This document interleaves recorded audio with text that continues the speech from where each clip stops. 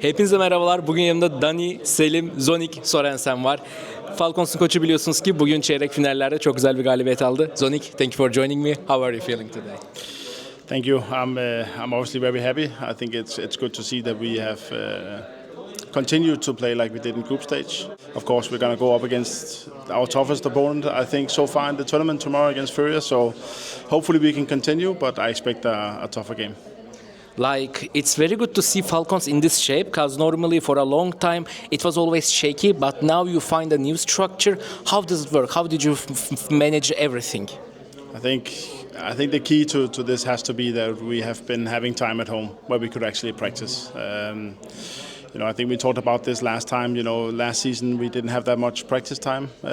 We got Monesi coming in the middle of the season. We went straight to Australia this time around because we didn't play Blast. We had time at home after, and also we went out pretty early in Cologne, which meant that we were not going to go home or go on to relax. We went straight home to practice. So now we actually had time to build a proper playbook and to integrate everyone in their new roles. And yeah, as we saw during EWC, we don't hit the jackpot first time. Inferno was a big issue. This we have been working on ever since EWC, also changing positions. And I'm happy to see that we have managed to play that well this tournament on this map in particular. It's very good to see, because like everyone, when you are a favorite, it's hard to play, and you guys are playing, showing, and maybe a new Falcons era is gonna come. But today I was doing my research about you, because everybody loved you, thanks to the comments and thanks to the Turkish followers. I want to talk about when you were a kid. When you were 14, you had some trouble with Danish police, and if you want to talk about it, I would like to hear the story for the Turkish ones.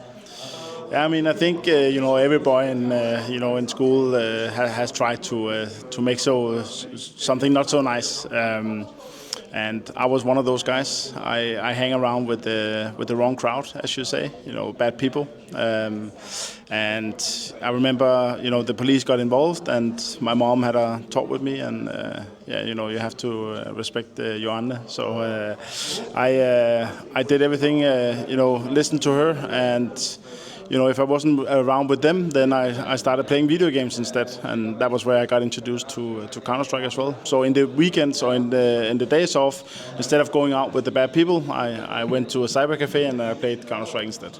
So kind of CS fixed you, and not CS, I think StarCraft at first, if I'm not mistaken. Yeah, I loved playing this game called Red Alert. Mm-hmm. And Command and Conquer and Age of Empires and all of these strategy games. I always loved them.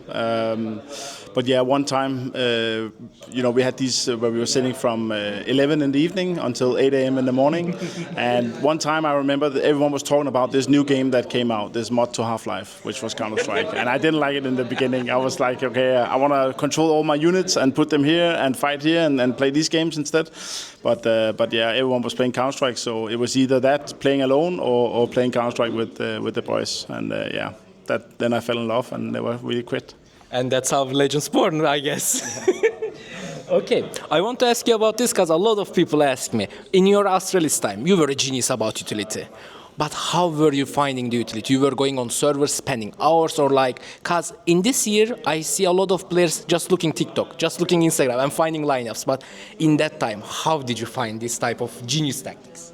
I think I had a couple of players, to me, Magic. We always loved just to go on the server and just try and find nades. But I think it came before when we were playing in Astralis. I was always after my players. Why did you throw that smoke? Yeah, but it was because I thought they were going to come here. Yes, but then what after 20 seconds after? They're just going to come at this time instead. And I really try to have the players think different about the utility. So every time they threw a nade or a flash or whatever, it had to have a purpose and not just throw it randomly. And I was a little bit after the guys in Astralis, and I really tried to convince them. And some of them in the beginning was like, nah, it's not that good. But then eventually, when they started to see that it works, and then we came up with this nade stack, and we then ended up creating a culture where all the 5 players were just super fixated on throwing good nades, and I remember every time we were practicing, and Danny, look at my utility damage, I have 800 now, you know, and it just became something that everyone was just super focused on, and it took some time, but I'm happy that they saw it, and yeah. Yeah, like it's amazing to have, because sometimes you need to do something, but you guys are enjoying it, and I think that's the matters the most, you know. Yes. So, let's talk about Zonic. 11-4, always a trouble. Today the paying game, everybody sees your favorite, you know? But I feel like even there are some moments of the game maybe as Zonic could have seen. What is Zonic? How did you find it? How did you consider it? And do you think it is real? Yeah, I definitely think it's real. We just need to figure out what the number is in CS2. I think it's more 9-3 now.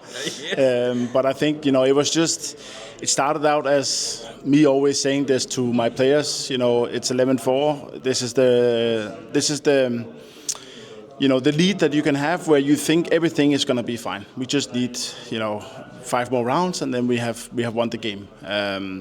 But, you know, opponents winning pistol round, second round, first full buy round. I mean, it comes from, you know, it quickly goes the other way around. You know, 11-4 can quickly turn into, you know, 11-7 and then first buy round. And then you go from being super confident and are we going to win this game to being, oh my God, they're already close, you know, we can lose this game. And I think that was what I always said. And I think I did some tweets and then it just happened and then it became a big meme, I think. But I think it's great because like we see in football coaches and basketball coaches, they have their own loves, and like in CS, seeing something like this, I feel like it's a very legendary thing. Yeah. So let's have for some fun questions.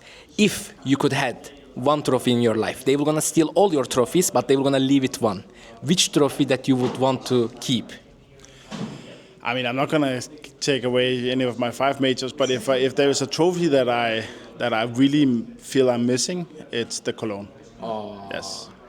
Yes. I never managed to win it. We always made some mistakes in Astralis back then when I probably had the highest chance of winning it. And yeah, then the Vitality boys got it 1 year after I left. So I think this is the trophy that I would like the most, and I think I'm missing. Then inshallah in 2026, Cologne, Major, it will be amazing. Yeah, inshallah. Against Aurora in the final. So, my last questions. You can make a dream 5-man roster. Anybody from the Counter 1.6, CSGO, CS2, it doesn't matter. And everybody will be in their prime. What is your 5-man roster? And if you want, you can even play in it, coach it, or even manage it. I think there's just too many good players for me to even consider myself. But I think I will put Glaive as the IGL. I think I will put Neo in there as well. Now it gets tricky also because I have current players who probably will be a little bit disappointed if I don't mention them. We can make 2 rosters if you want. Yeah, if I can mention 10 players, I will probably say Glaive, Zipex, Neo, Nico, Monesi, Sabu, Simple. We need another IGL. I'll put Apex as well. I don't know how many players am I. 6, 7? Yeah. I'll put Kyusugi as well. You know, it doesn't have to be, you know, all the players who have never, you know. And yeah, I am probably missing someone. Did I say Device? Yes, Device have to go in as well.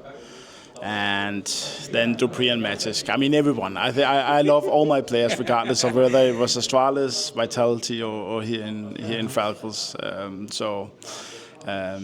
think it's I think that would probably be but I couldn't mention 15 players that I would have on that roster. But maybe we can do like a little bit what we did in Astralis, so we'll have a couple of substitutes as well.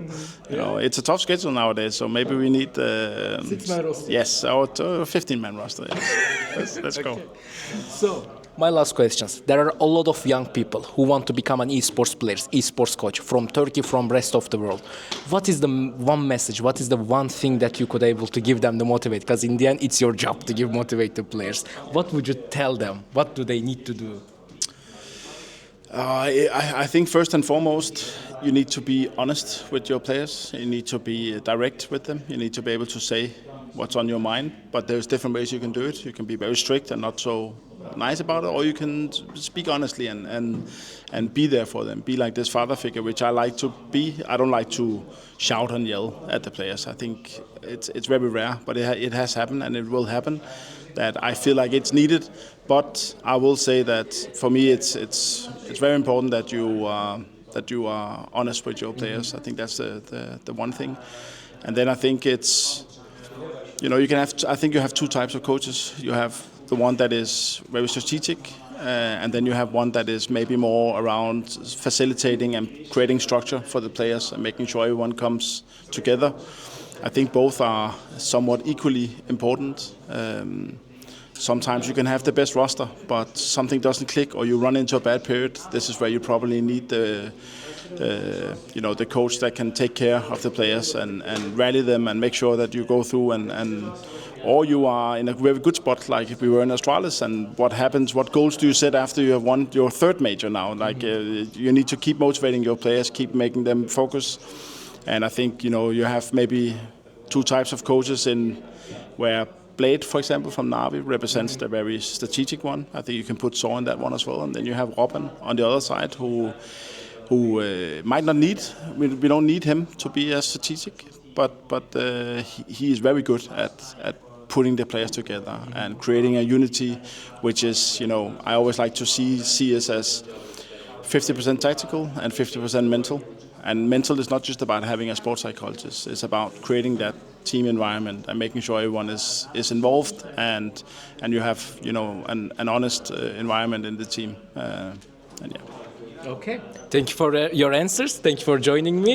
It was great to meet you again. İzlediğiniz için teşekkürler. Yanımızda Zonic vardı. Bir sonraki videoda görüşürüz. Hoşçakalın. İyi akşamlar. İyi akşamlar. Bye bye. Bye bye. Skins Monkey'de eşyalarınızı kolaylıkla takaslayabilir, yeni eşyalar elde edebilir, hatta ücretsiz bir şekilde çekilişlere katılabilirsiniz. LEGOCAN kodunu kullanarak ilk takasınızda 5 dolara varan bir bonus. Bununla birlikte kalmadan gene LEGOCAN kodunu kullanarak ilk para yüklemeniz değil, her para yüklemenize özel olarak %30 yerine 35'e varan bir bonusa da sahip olabiliyorsunuz. Bunların dışında günlük, haftalık ve aylık olarak da çekilişlere buradan kolaylıkla ulaşabilirsiniz. Hem açıklamada hem de sabitlenmiş yorumlarda var. Sponsor oldukları için teşekkür ederim.